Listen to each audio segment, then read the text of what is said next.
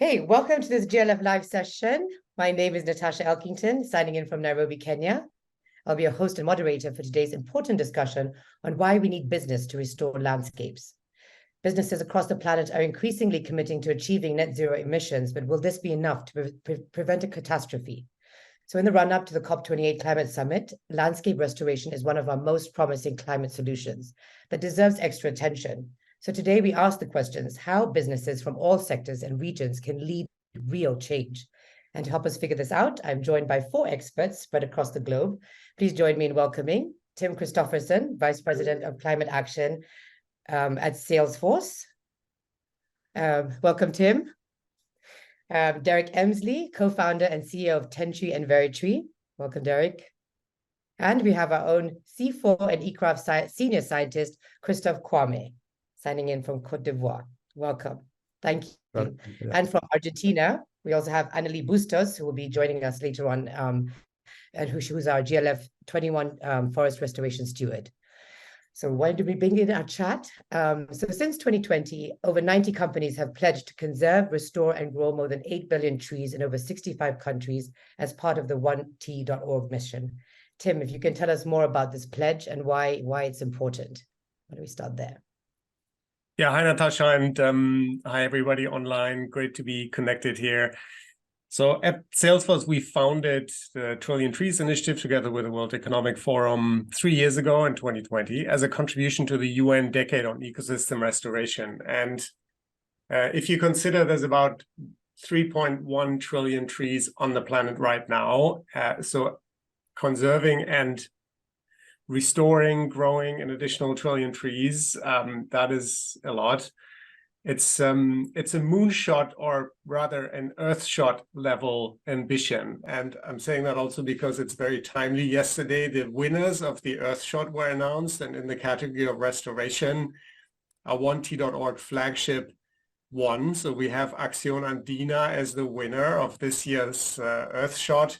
So this is one of the many efforts that are going on under 1T.org. It's an aspirational pledge that companies can pick up, that can help implement us on the ground, like Acción Andina.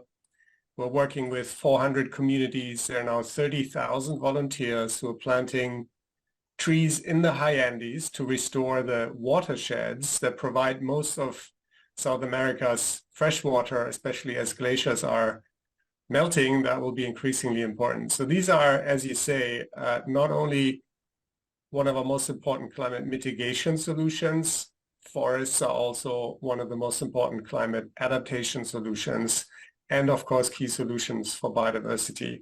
So that's why we put that pledge out there, and that's why we're actively working towards it. And so in terms of pledges, because, we've talked about a lot about people pledging, but pledges versus action. So how do we make sure that, companies who pledge actually, act on what they're pledging? So here I can mostly speak for our own company. So Salesforce is a global company. It's one of the largest tech companies in the world. We're the leader on customer relationship management. Our pledge under 1T.org is 100 million trees additionally conserved or restored, and that is happening in 15 different locations across the planet. And we are just concluding our first tree evaluation or tree audit. So we've done a midterm evaluation of all these projects. Not only where are the trees and have they really been planted or conserved, but also what have been the benefits of those investments? Because we understand that this is not about creating monoculture plantations for carbon tunnel vision, but it's about creating healthy and resilient forest landscapes for people, climate, and nature. And we're about halfway now. So we're nearing the 50 million tree mark out of a 100 million tree commitment.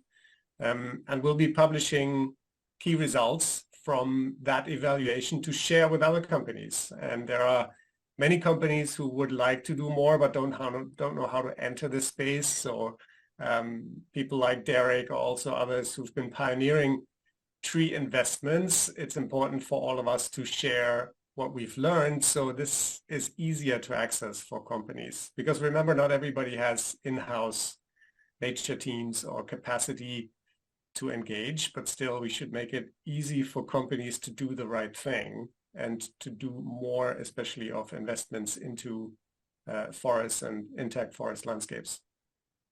Great, I agree with you. And then I guess I might as well just go straight to Derrick, because as you've had your company Tentree and now Veritree, so maybe you can tell us a bit more about maybe how we get more corporations involved in planting trees, and then there's planting trees and then making sure that they're sustained and we nurture them and they grow. So how do we make sure that we ensure this happens? Yeah, I think it's Tim made said a number of things that I think are worth echoing. First was just that, it's about creating forests. It's not about just planting trees. And at the end of the day, what really is powerful and why, a lot of companies feel like this is something that they can really get involved in is because we all recognize the need to participate and have an impact in decarbonization and protecting our planet and protecting our wild places. And companies, frankly, have to play a massive role. If you look at the amount of funding today from corporates that's going into climate work versus funding that's actually going into work that's focused on nature, it's a massive contrast. There's very little that companies are contributing to work going into nature.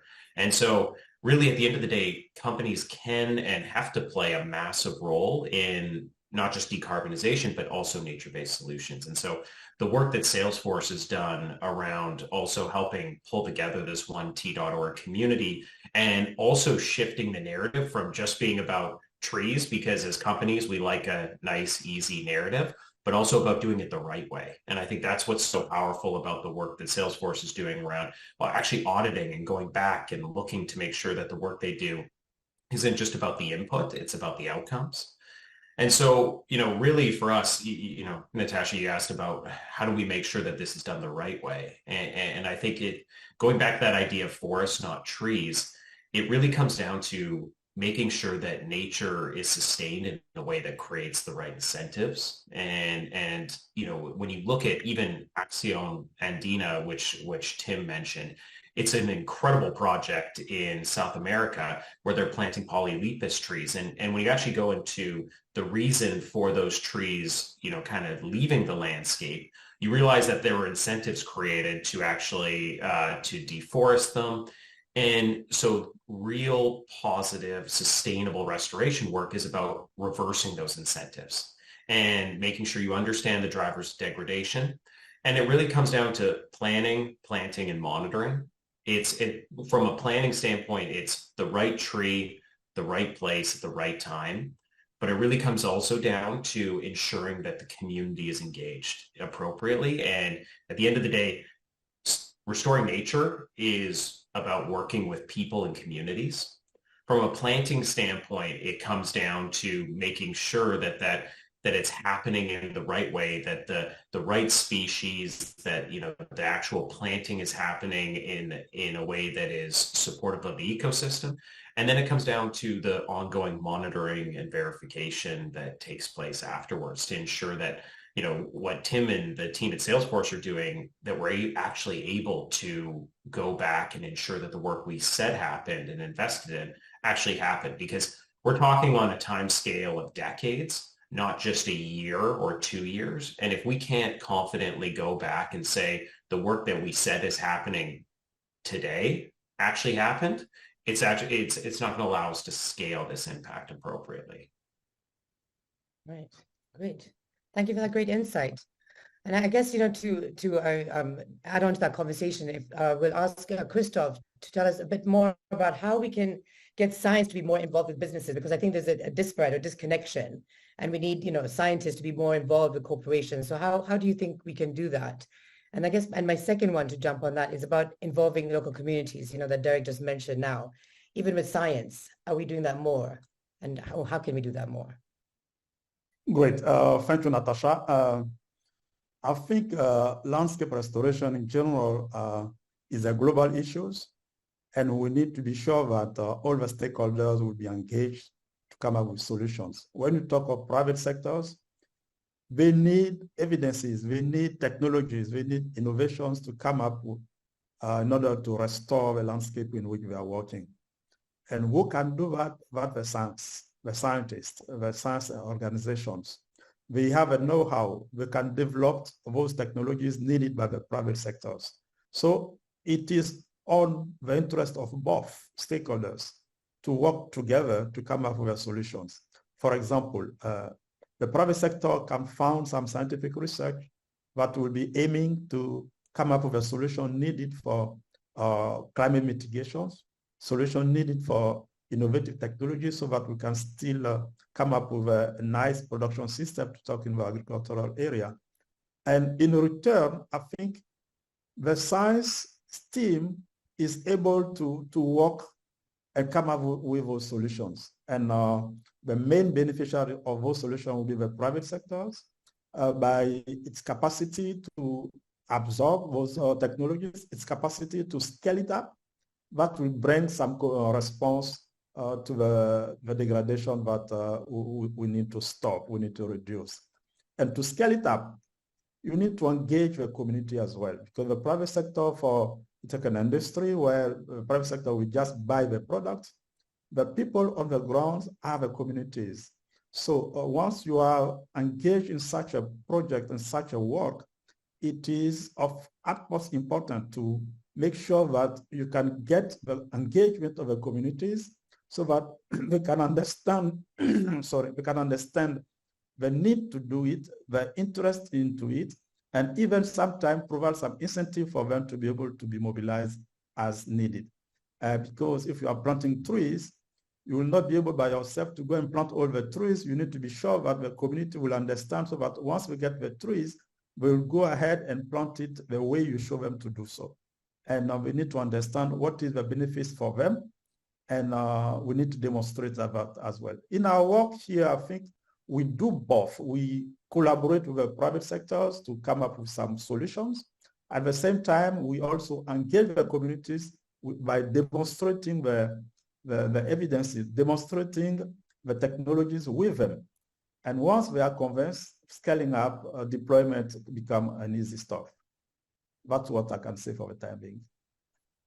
Great, thank you. So basically, I think scientists could act as the bridge to communities, form corporations, I guess it's also in a way, right, to where we can involve local communities. And I guess scientists would be the bridge to them. How would you describe the current landscape, though, right now with scientists and the corporate world at the moment? Yeah, in general, there's a dynamic trend, I believe. I'm using from CIFOR-ICRAF standpoint of view, we have been able to develop good relationship with a number of private sector actors. If I take the example of Côte d'Ivoire, we've been working with the private sector for more than 10 years now. And the way we work is just what we explained. There's an issue. We need to come up with solutions. We offer the solutions. We offer to develop a solution, to co-develop the solution with them, with the communities.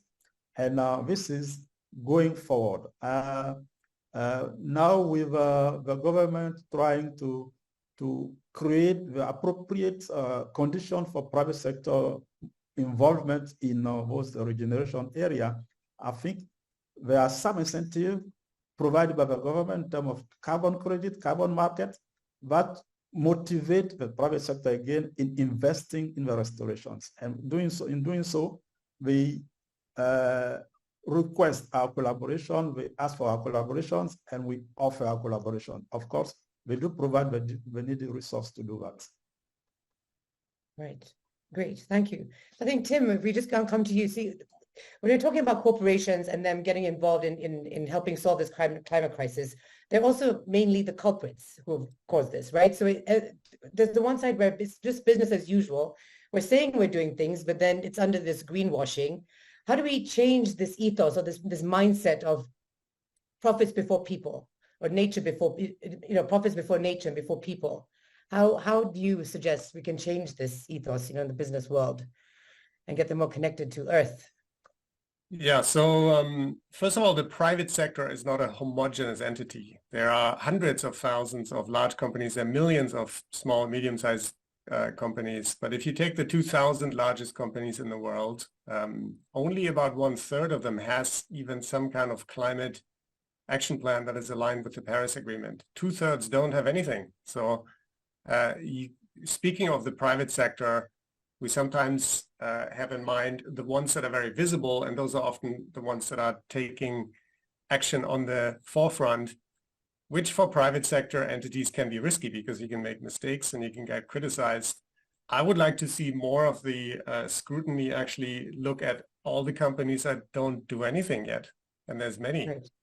And as Derrick said, if you take 1/3 of the companies having a climate commitment, there is less than a few hundred that have considered or already have a nature strategy. So this is, there's a lot of work to be done to get companies to even do something. And then when you start to do something, we come to your question, what is the quality of what you do and how does it link with your overall footprint? So again, taking the example of Salesforce, we've been on this decarbonization journey for a decade. There's a 50% emission reduction target within Salesforce. So we focus on reducing our emissions, which is probably the most important thing you have to do for nature, because if we surpass 1.5 degrees, forests will destabilize. We'll see the Amazon drying up at the moment. So that is the first priority for all businesses. In parallel and at the same time, we can tap into different funding flows in businesses. And here we have to distinguish between what are the different pots of capital in the private sector, which is also, there's not just sort of one bucket of money that companies use. There is philanthropy and there are grants from what is called CSR, corporate social responsibility, or foundations. Then there is the voluntary carbon market at the moment, which has started to generate a lot of funding for projects that GLF members implement that are some of them very good. And yet the VCM has come under a lot of scrutiny for a few bad projects that were profiteering.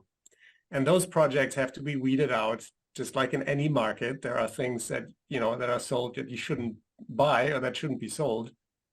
And we have to continue to improve the VCM. That pot of capital is a lot bigger. And then there is the third pot of money that is even bigger, and that is related to supply chains. When Christophe mentioned your work, the work with cocoa industry in Côte d'Ivoire, that is a huge multi-billion-dollar supply chain that is fully dependent on nature. And of course, there have to be reinvestments of those companies into nature as their basic service provider. And I think that is the most interesting part of capital that we have to tap. This is not about grants or philanthropy. It's about shifting the business case for many of these companies to reinvest in nature and see nature as critical infrastructure. That's a multiple billion-dollar per year market opportunity. Great, it is indeed.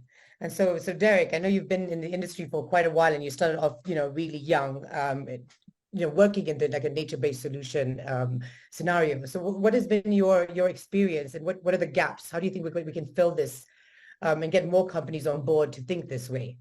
And I guess it's also from a youth standpoint of view, I think that would be one way to do it. Yeah, I think what Tim mentioned too is sort of interesting about these different pots of capital, and I'm a big believer that the private sector, can truly accelerate the flow into these areas in a really powerful way.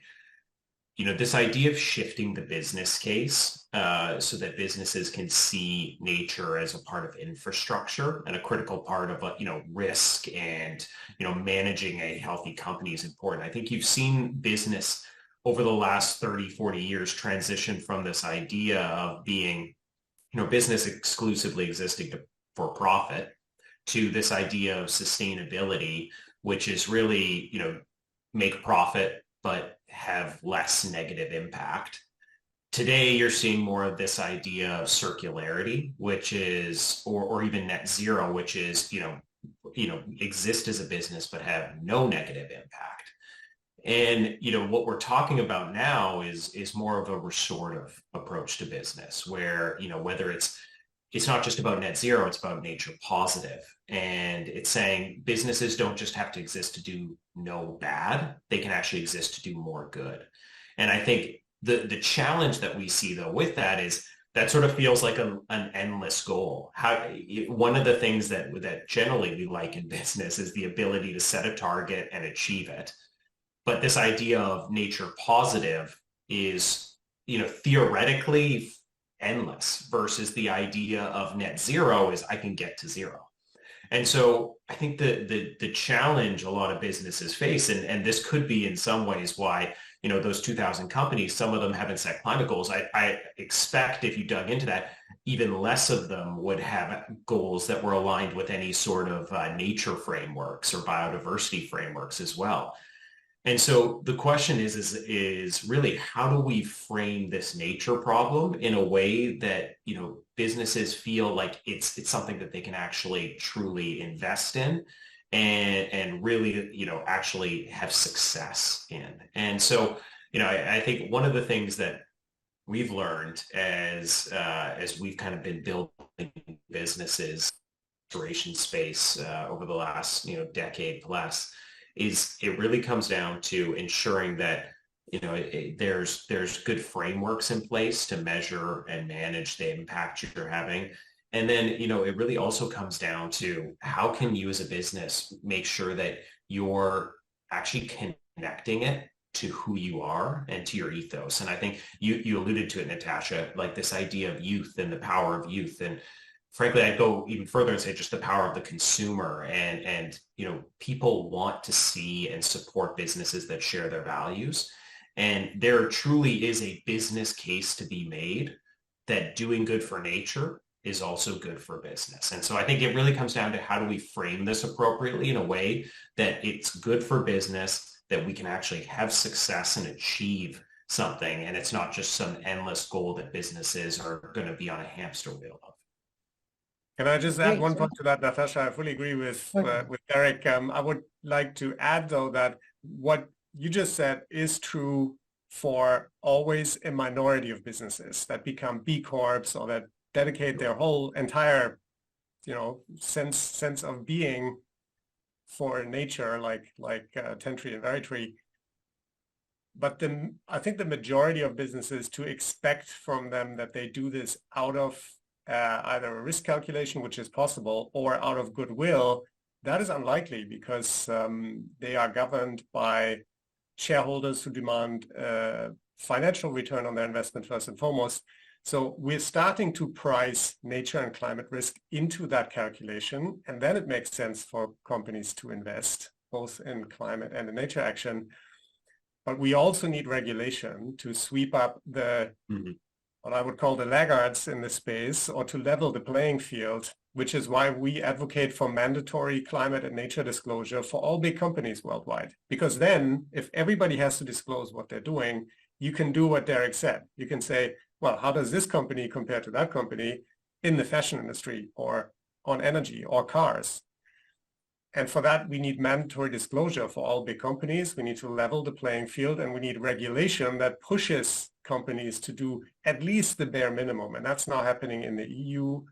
There's a new directive coming called the Corporate Sustainability Reporting Directive, and that will require 50,000 companies over the next few years to disclose their carbon footprint, to disclose their nature footprint, their water footprint.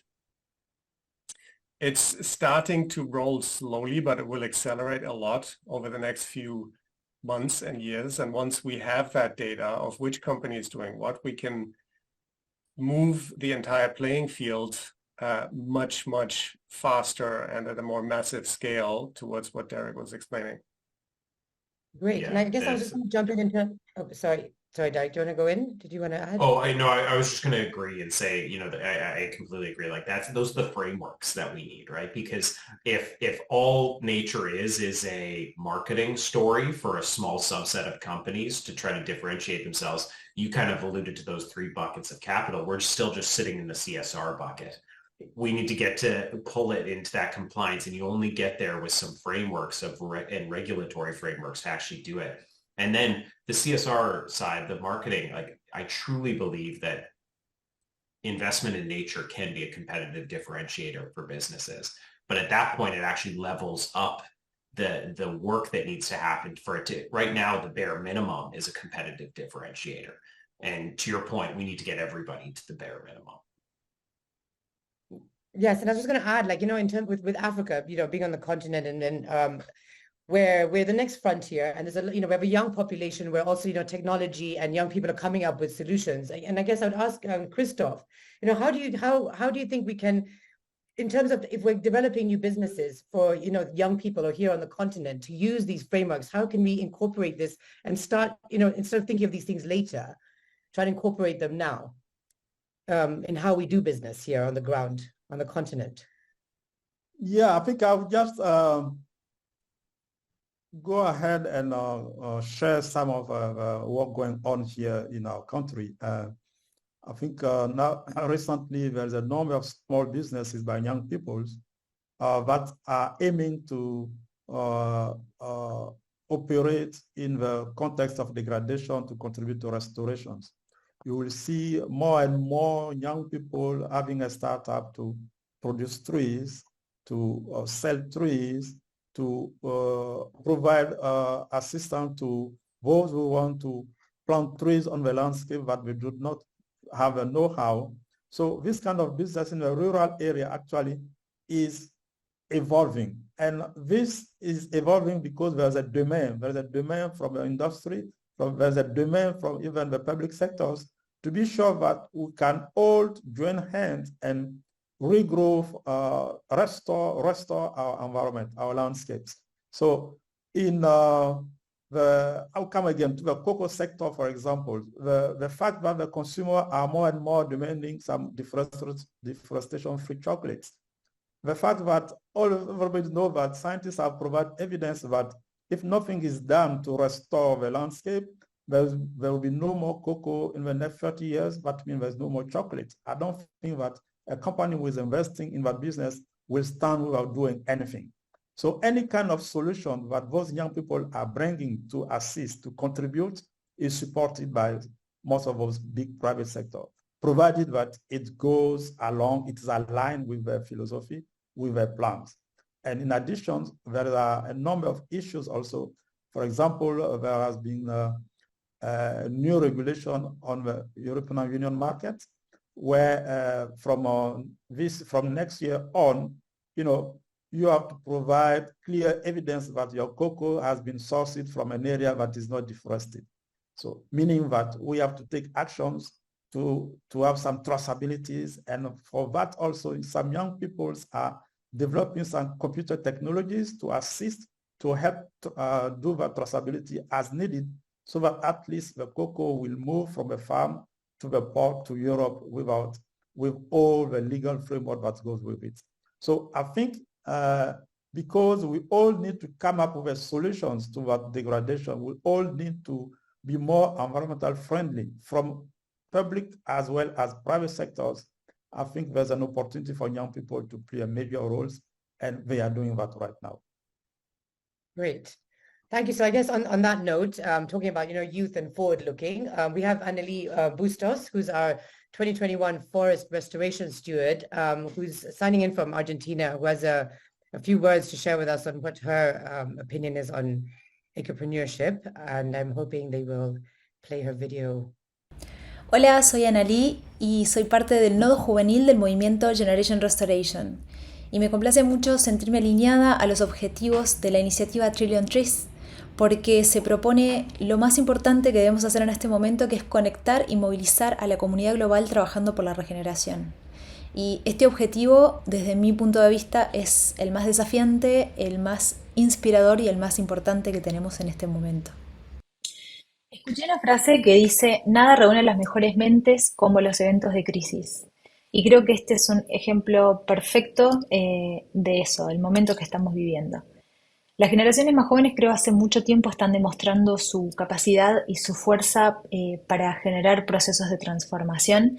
Si bien podría mencionar muchas áreas de acción en las que los jóvenes están traccionando y trabajando, como el activismo, la restauración de proyectos en el terreno, el emprendedurismo, la producción de contenidos científicos, de contenidos audiovisuales sobre la importancia de la naturaleza y de la regeneración.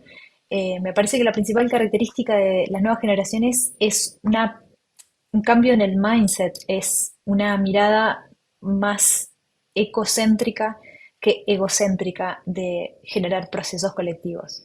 Y creo que esa va a ser la clave para resolver los desafíos futuros, teniendo esa perspectiva diferente que nos va a permitir empoderarnos colectivamente en todo lo que emprendamos y no tanto desde el individualismo.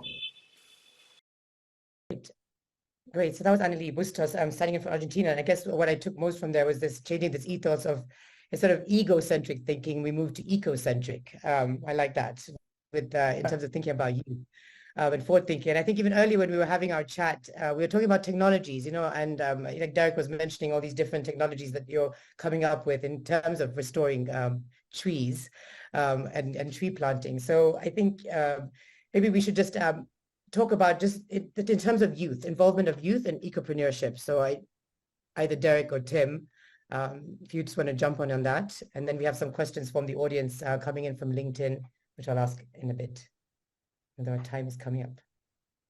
Yeah, maybe just briefly on youth engagement. So we also co-founded a platform a couple of years ago with the web called Uplink, where we are launching different challenges every few months, including on forest management. And Uplink is now connecting more than 50,000 what we call ecopreneurs. So these young people and young at heart people who dedicate their lives, their businesses to making the world a better place through climate action, through nature action. So ecopreneurs connected on that platform is a really powerful cocktail of innovation and knowledge and experience, but also just curiosity of how to branch out into this growing huge market of landscape restoration. I want to call it more than a market. It's because it's not a market like any other.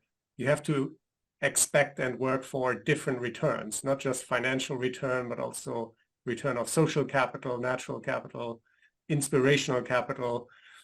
And with that mindset, there's a huge opportunity to get a lot of young people into not only jobs, but meaningful jobs. I think that's what a lot of people are now looking for in generation restoration.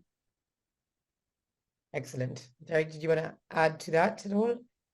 Sure. And I can speak from experience on the Uplink platform. When we originally launched the Veritree project as well, we were a part of Uplink, and it was a great experience for us. I think one of the things that has always amazed me about the ecopreneurship and the power of it has just been both the virality, but also just this sort of snowball effect of it. One of the things that was really exciting for us was when we started our business Tentree, which is an apparel company that plants trees with every product we sell. It was just over a decade ago, and it was still pretty early in the days of businesses sort of attaching environmental givebacks and things that have become a lot more prolific in the last number of years. And I recall being a part of one of the board meetings of one of the planting organizations that we worked with. And at that point, they had about 1,000 businesses that were in some way doing a give back program on the environment. And Tentree had been their very first business that was byproduct plant trees. And at this point, this was about 7 years later, and it was about 1,000. And they'd said that over 700 of those companies had reached out to them and said, I saw your brand, your logo on Tentree's website. And, I thought that this would be something that I could do as well. And, I think that's just an example that's close to us. But I think what's amazing about sort of youth entrepreneurship and this momentum that's happening around this movement is that, it spurs every one idea spurs 10 more. And it's the beauty of we're engaging and empowering people that are the closest to the problems to play a role in actually solving this issue too. And I think that's what's amazing about it. And, Uplink's a great program, but in general, it comes down to businesses that choose to have an impact on nature every day are inspiring people all across the world to do more and do better and come up with innovative ideas. And it really is a network effect. Fantastic. Thank you for that. Thank you. So we have a question from LinkedIn. Maybe I'll ask Christophe if he wants to answer that, and everyone can jump on, and then maybe we'll wrap up because our time, unfortunately, has come to an end. I think it should be an hour because there's a lot to discuss. So the question is, can you elaborate on the role of engaging local communities? Community engagement also gives them a stake in the game as well. So if you can elaborate on how we can do that, or if anyone wants to jump in. Okay. Yes, it is essential to engage the local communities. I think the first thing is communications. We have to present what you want to do with them. You have to convince them that it is in their interest because they need to know where we are going. It is also important that they understand what role is expected from them. For example, we need to plant trees in the cocoa landscape. You know, the cocoa landscape, the farm belongs to the farmer, to the communities.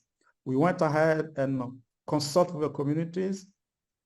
What kind of trees will you like to plant in your farm, for example? They will all say that in the past, we used to have trees. Now we don't have trees in the plantation anymore, but we wish we can have X, Y, and Z trees. And those top preferred trees usually are some trees that have some benefit for them, benefit in terms of fruits, benefit in terms of shade, benefit in terms of later on timber, for example. So from that survey, we collected the number of tree species of interest to the farmers, and we screened them through the suitability with the cocoa farms, and we came up with a package that we used to develop a model to say, if you need to plant trees, those are the trees we recommend to you. Because we participated into the selection of the trees, they are interested to see what's happening. What we do is to provide them the right trees. We recommend them the right place to plant those trees and the right time as well. And for sure, once they are convinced, once you demonstrate that to them, they will go with you and contribute to the restoration of the cocoa landscape as we are working right now. Not doing that, you will not be able to achieve success because they must be on the driver's seat if you want to plant trees on the farms. That's how we proceed at least, and it works so far so well. Great, I like that. I completely agree. I like putting local communities in the driver's seat, and I think we can definitely achieve more. Thank you all for joining us for this really important and interesting discussion. Really, I do wish it was longer, but with the few minutes that we have left, I think I'll just let everyone maybe share their, parting points or important, messages that, you want to share with our audience since we're live right now, before we sign off. So maybe we start with you, Tim. Do you want to? Yeah, I agree. There was probably not enough time. Just to mention, we have a webinar series, and the next episode in January will focus exactly on the question of community engagement and nature-based solution investment. So I'll share the link with this group. And to sign off, I think from our side, we realize that everybody has a role to play: governments, private sector, citizens, science, NGOs. And we have to play together in a coordinated way. That's essential, and that's now emerging. So in the 1 Trillion Tree Initiative, we are actively looking for more companies to do the role to play the role they can play: investments, innovation, scaling up nature-based solutions as part of their climate action plan. And we're 90 companies now. I want to bring that to well over 100 in the coming months. So for additional companies to join, this is the place to learn how to act responsibly and how to take the right nature-based solution investments into forests. Great, thank you. Christophe, do you want to share any last few words? Yeah, I wish to thank you for the opportunities. I also think that climate solution is a global issue, a global concern. We should, as Christophe said, we should all join hands and come up with appropriate solutions. Once the solution is there, we need to scale it up. I also think that CIFOR-ICRAF, our company, is champion in terms of producing trees, selecting trees, appropriate trees for the appropriate context.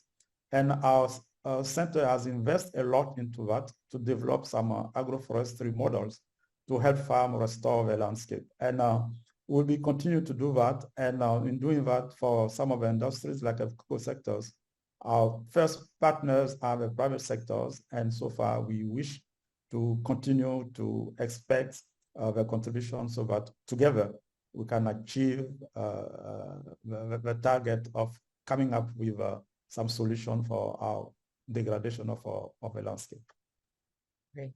Thank you, Christophe. Derrick, I'll let you hand over the mic to you and let you share your parting words with us and our audience. Thanks, Natasha. And thank you as well to Christophe and Tim too. I think just really, great conversation, and, always wish we had more time on these things. I think the thing to me that, heard a number of times between us all is just this idea that, nature and climate are sort of two sides of the same coin. And without, dealing with one, we can't deal with the other. And, at the end of the day, businesses have really been able to, particularly in the last number of years, jump onto the climate approach with net zero and things like that. And nature is playing catch up right now. And the 1T.org community is a great example. The public sector with building regulatory frameworks and everything like that. But at the end of the day, business really exists because we play an incredible role in scaling solutions really quickly and driving financing to these solutions. So I think just at the end of the day, there's incredible impact that can happen, and I think the work that all this group are doing and the community at large with businesses is more needed than ever. So thanks for having us, Natasha. Yeah, great. Thank you all. Really, thank you for joining us. And I think we basically understood that businesses do hold the keys to solving this crisis. And I do hope we get on this jump on this train yesterday, as we're a bit late to the game in this crisis. So, but it's been a positive conversation, which is not usually what we have normally. It's just all death and destruction. But I guess we look at the positive ways, and with youth and communities, and joining corporations and scientists together, we do have a chance. So. Yes, we're going to stay there and be hopeful and keep doing it until we solve all these issues that we're facing at the moment. Thank you all for joining us. And thank you to our audience. Okay, thank you. Bye-bye.